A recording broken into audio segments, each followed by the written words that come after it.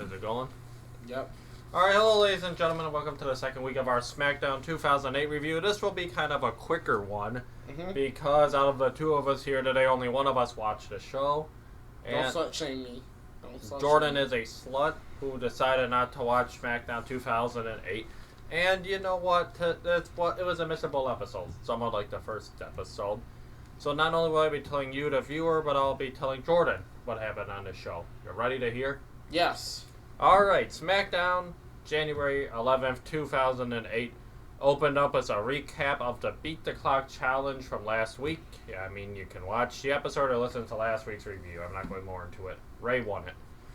The show starts off as Vickie Guerrero in her wheelchair and Teddy Long in the ring. Vickie Guerrero brings out Rey Mysterio and she starts out all happy, saying that Ray's a family friend, calling him a longtime family friend. She says she's so happy that Ray's the one challenging Edge. Ray says, "Yo, I still care about you, Vickie, but this Edge, what the fuck is wrong with him? Why the fuck are you with Edge?" Vickie says that she has every right to move on. And I said, thank you, because that's what I said last week when I brought up how Chava and the rest of these damn Guerreros just won't let Vickie move on. But then, of course, Ray had to bring up Eddie. And Vickie said, I'm still young, I could still have more kids, and Edge would be a great father figure. And Ray was like, no the hell he won't. And Ray says Edge doesn't love her. Which brings Edge out right away. Ed says that he loves Vickie and will beat Ray at the Royal Rumble. And he kissed Vickie, but he was staring at Ray every second of the kiss was like this weird look on his face. That's disgusting. Like, he was like, yeah, you know I don't actually love her, but she doesn't know because she's stupid. Oh fuck, here's Chava Guerrero, was my next line. Chavo comes out and he says, Ray, you gotta mind your own business. No matter how hard you try, you never will be a Guerrero. And Vickie, how can you call yourself a Guerrero? Vickie rightfully says, I'm your fucking boss, you two dipshits. I didn't bring you out here to talk about my fucking Edge. I came out here... Or my Eddie. Or Eddie. I came out here to just talk about Ray, apparently. But not to bring up my dirty laundry. She was like, tonight it's going to be Rey Mysterio versus Chavo Guerrero. Which brought us to our first match of the night. The continuation of the Chuck Palumbo-Jamie Noble feud. Chuck Palumbo came out with there were highlights of the mixed tag from last week. And Palumbo walking... No, I started by walk. I crossed out riding out on her. So Chuck Palumbo with Michelle McCool versus Jamie Noble. Yes, Michelle McCool, after getting yelled at, is back with Palumbo. Because according to Michael Cole, he called her over the weekend and apologized. They also showed highlights of the date where Jamie Noble couldn't do magic. We found out here, Michael Cole told us that he's checked his history, and no one has beaten Chuck Palumbo 4 times in a row. Just a little trivia fact for you. But Jamie Noble has 3 wins over Chuck Palumbo, which I guess is where history has stopped. Like, somebody has beaten Chuck 3 times in a row, but Chuck has always stopped them from going 4-0 against him. Which is such a weird number. Yeah, I wrote odd fact. Chuck Palumbo's actually on an 0-5 losing streak right now, I've been told. Palumbo starts off by beating up Chuck Palumbo. Palumbo starts off by beating up Jamie Noble doing big man spots. Jamie Noble hit some really, good-looking strikes, knee strikes to the head, on Chuck Palumbo. After Palumbo misses an elbow drop. I once again noticed how hard Chuck Palumbo hits those ropes. He hits those ropes like a man. They kept working. Jamie Noble kept getting his ass whooped because he's a smaller man, and the announce team said, a great little man can never beat a great big man. And I never knew Chuck Palumbo was a great big man. But he did hit a really nice Samoan drop where he started off, I thought he was just going to hit a fall-away slam, but he did a one where you would just throw him up and into a Samoan drop to Jamie Noble. He continues to beat down Jamie Noble. Noble targets the knees in the corner, starts kicking away at Chuck Palumbo's knees, and he hits a top rope clothesline for a 2. They keep wrestling. Noble ducks a clothesline and hits a crucifix to win. First man to beat Chuck Palumbo 4 times in a row. history, is what I wrote. There was history on this SmackDown because Chuck Palumbo, he finally got beaten 4 times in a row. History making if you ever ask me. I would say so. It was a match. There's nothing special about it. It was a very quick match, which is going to be the theme of tonight's show, with the exception of 2 matches. 1 good and 1 meh. The rest of them were quick. There's nothing bad about this. There's nothing good about this. It's just a match. After the match, Palumbo's mad again, and he backs Michelle McCool into the corner and gets into his face. The fans, seeing this volatile situation, try to calm Chuck down by chanting, "Chuck's a loser," to try to, make him feel better. Jamie Noble comes back out on the ramp. Chuck stares him down, which allows Michelle to get away. Backstage in the GM office, the camera opens by showing a picture of Edge and Vicky holding hands in a park. And then it moves down and there's more pictures like them sitting on a bench and them about to kiss and Edge holding Vicky. It was beautiful. Edge kicks Teddy Long out. Edge walks in and he says, "Teddy, do you mind?" Both of them say that they are the lucky one to have each other. And Edge gives her a back massage. A good segment, because those two are great together. Batista is in the hallway. Which brings us to our next match. Batista versus United States Champion MVP. MVP, who in 2 weeks will be taking on Batista's good friend Ric Flair at the Royal Rumble to try to end his career. MVP starts off with a promo. Says in a little over a year, he's been a tag team and United States champion, and in 2 weeks, he's gonna add another notch to his belt by retiring Ric Flair. He says Flair's in Japan doing promotional work right now, but he's really getting ready for life after retirement. Apparently, Ric Flair's gonna retire in Japan. That sounds awesome. Batista came out. Batista, I had to write signs because at first I wrote Batista marry me Batista, and Batista's the bomb. So I didn't want somebody to think I really want to marry Batista. I mean, who wouldn't want to marry Batista? Batista starts off by doing a Hogan top spot where you throw him back because they're big and strong. MVP doesn't tie up anymore. He just has quick jabs to Batista's face. They call it bam bam. There was a spot where Batista had MVP has him in a headlock. They hit the ropes. Batista does a leapfrog. He does a drop down. He does a shoulder tackle. He jumps over MVP and he hits the elbow. MVP's mad. They do the exact same spot again, but this time MVP does the lock. He does a leapfrog and he does a drop down. But Batista just elbow drops him. Batista doesn't run past him like MVP did. The dumb heel. I always like those spots. MVP hits corner shoulder tackles and then a knee.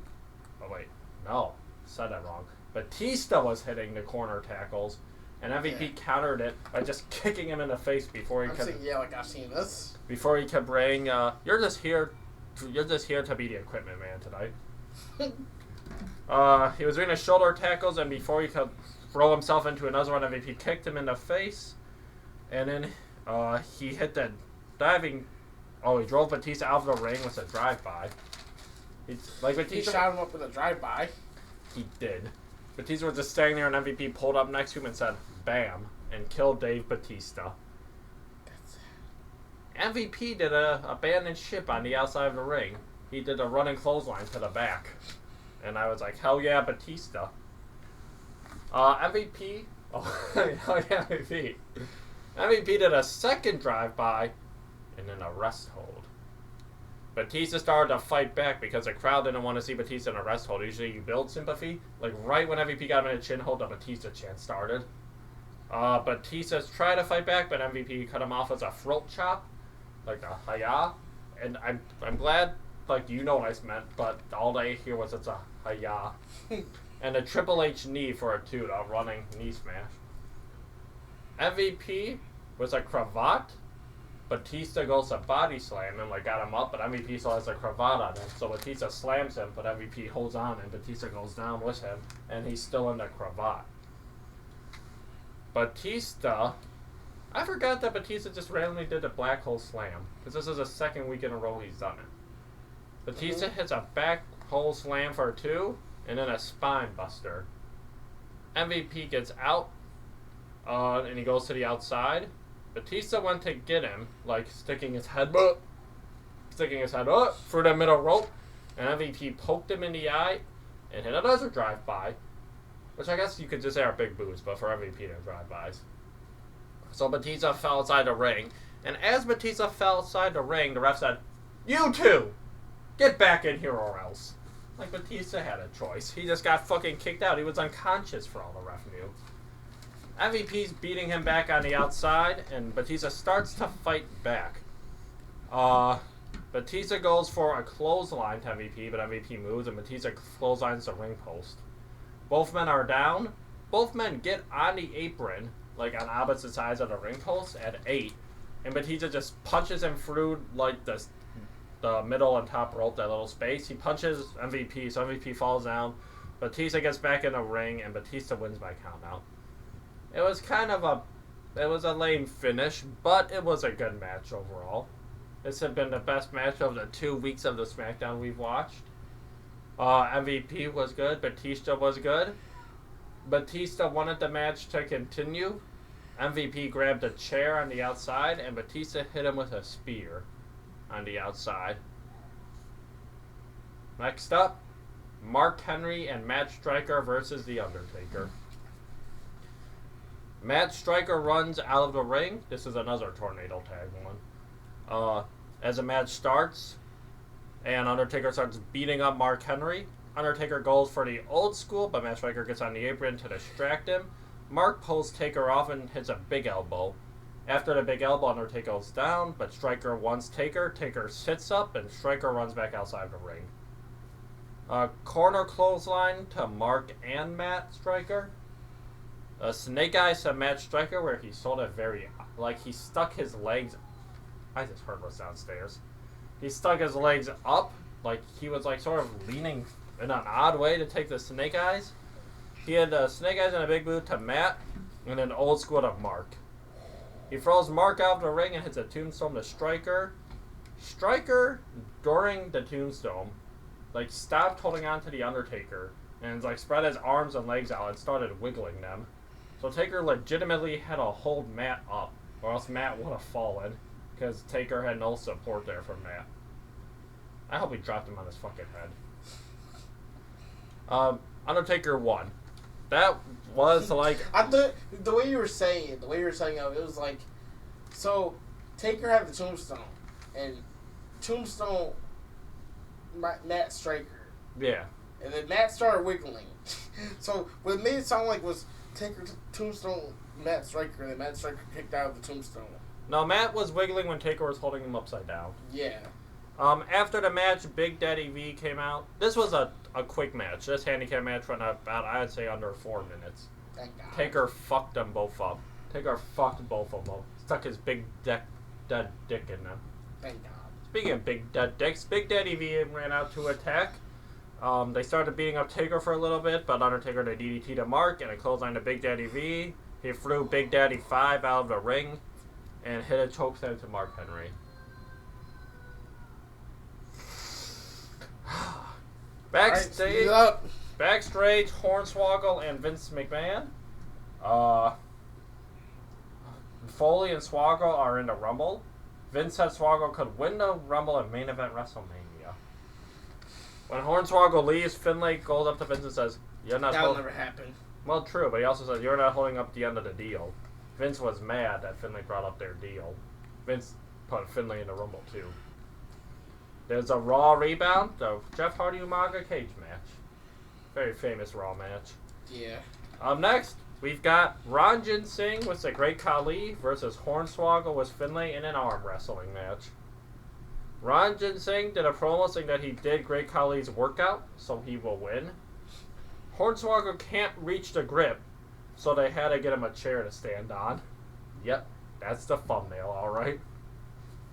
Finlay has some type of weird fucking device in his hand, and apparently when he hits a button, it shocks Ranjin Singh's arm, the grip that he's holding on to. So they did it once to say, hey, when Finlay hits this big villain cartoon button, he's gonna get shocked. And he was shocked.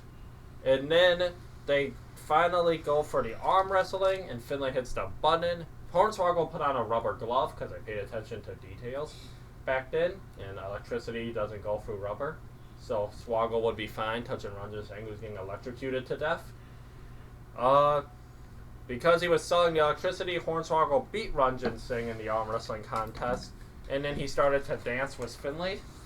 And then Great Khali kicked Finlay in the head. Great Khali had one move to do, a big boot. And he legit kicked him in the head because Finlay came up bleeding. Great Khali backed Hornswoggle into the corner, and Finlay whacked Khali in the back with a chair, and then again with a chair, probably a little hard because Finlay was busted open. Swoggle and Finlay celebrated. Shut up. Kane versus Domino was Deuce and Cherry. I had to say open your damn eyes, but I can't shut up. This is Kane versus Eli Drake. You open your damn eyes. This is Kane versus Eli Drake was my first note. Kane thrust. That little throat thrust that he does. Okay. He hits multiple corner clotheslines and a sidewalk slam. He hits his top row clothesline. Deuce distracts Kane. Domino hits a double knee to Kane's face. Went up to the top, came off. Kane caught him with a chokeslam to win in like a minute and a half. Good. Kane killed him. And they always... That's why that review specifically went the fastest. Yes. They said that Kane's always a favorite to win in a Rumble, despite never winning a Rumble. Ever. But they said it again. There was an Eve Torres hype video. She's coming to SmackDown. Doing all the things that you would see in a hype video, like prancing around and being by the pool. They did a Royal Rumble rundown card. There's a recap of the Chava, Guerrero, Rey Mysterio I Quit match from SmackDown of October 20th, 2006. Wait, the Chava, Guerrero, Rey Mysterio I Quit match. Yeah. Where, from 2006, where Chavo, where I guess Rey needed surgery in real life. Oh. And Chavo, like, Rey was like hanging upside down from like one of those pillars that used to be on SmackDown. Chavo was like hitting him in the knee with a chair. And then the Chavo, Rey Mysterio I Quit match from 2007, I didn't know that they had two I Quit matches, where Rey won that one by doing the exact same thing, hitting Chavo Guerrero, but he was on the top rope this time in a knee while he was hanging upside down. Okay, I think I remember that one. Which brings us to our main event. Rey Mysterio versus Chavo Guerrero. In an I Quit match. Sadly, no. That's stupid. But they hyped it up like it would be the tiebreaker, but then they didn't. Edge comes out to be on commentary, and like usual, he's good on commentary. Michael Cole tries to be a bitch, and Edge basically says, "You're a bitch." I like Chavo's tights. That's my first note of this match. I'm not gonna lie, when you think about Rey and Chavo, despite Chavo not being, like, you know, entertaining at all, they have good matches. This wasn't really one of them. They did the tilt-a-whirl to Chavo, like that little Hurricane Rana thingy, and a flip senton. Then Chavo hit a body slam and a flip senton. They did a botch Hurricane Rana over the ropes. Like, you know the spot where the opponent's going to be, like, standing with his back to the ropes, and Rey will, like, run at them, like, sort of, like, flip up them, turn around, and throw them out. It's a Hurricane Rana. They fucked that up. And, like, Rey went over the top rope, and somehow Chavo went through, like, the middle rope. And Chavo was, like, hanging through, like, the middle rope. So Rey just, like, kicked him in the head to get to the outside. Rey climbs to the apron, and Chavo grabs him on his shoulders and hits, like, the reverse electric chair drop to drop Rey on the steps.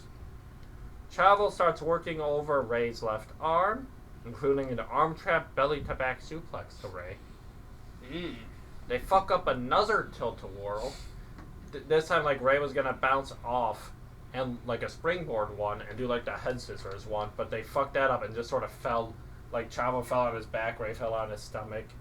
They ended up doing another tilt-a-whirl in the corner that worked well, but they had issues tonight. There was a nice facebuster by Chavo, where Rey ran at him, and then they again did a thing like where he climbs up by flipping up them, and Chavo just threw him backwards onto Rey's face. Rey would eventually fight back. He hit the 619 to Chavo, and a frog splash to win.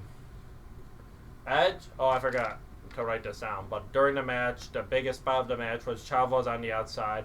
Rey did a giant, like, climbs the top rope and did a giant where he comes out, and you with his legs spread and falls on your face. And it looked nice, and also he landed right in front of Edge, so they had to stare down. So Ray won with a frog splash. It was not horrible, because I don't think these two are capable of having a horrible match. But it was definitely not in their top, what you would expect from a Ray and Chavo match. It was a little botchy for a Ray and Chavo match. Edge attacks Rey Mysterio after the match, and Ray begins to fight back. But he gets Edge for the 619, but Hawkins and Ryder stop it. They hold Ray as Edge beats him down.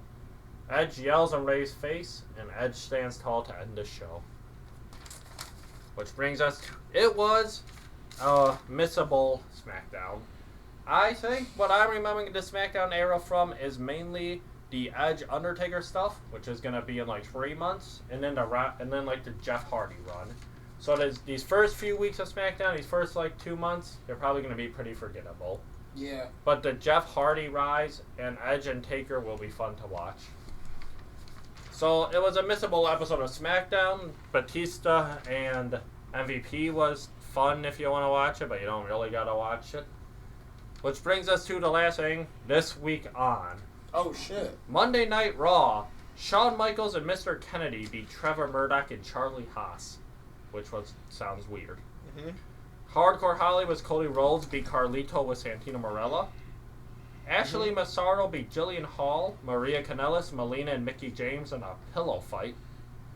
Triple H beat William Regal in a First Blood match. Chris Jericho beat Snitsky and JBL in a handicap match. Hornswoggle and Mick Foley beat the Highlanders in a Rumble qualifying match. And Jeff Hardy beat Umaga in a cage match. On ECW, The Miz and John Morrison versus the Redneck and the Reject in the 15-minute Iron Man match for the tag team titles went to a one-on-one draw. Mark Henry beat Colin Delaney, and CM Punk beat Chava Guerrero by disqualification. And on TNA Impact, the Motor City Machine Guns, Alex Shelley and Chris Sabin beat Sensi, or Low Key and Elix Skipper. Judas Messias beat Chris Harris. Petey Williams and Sanjay Dutt beat BG James and Kip James with Roxy. Tomko beat Shark Boy. Homicide and Hernandez beat Jimmy Rave and Lance Hoyt.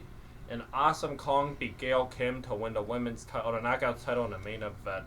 And that was that week in wrestling. That was a second episode of SmackDown, a missable show. Yeah. But it should get better as the year goes on.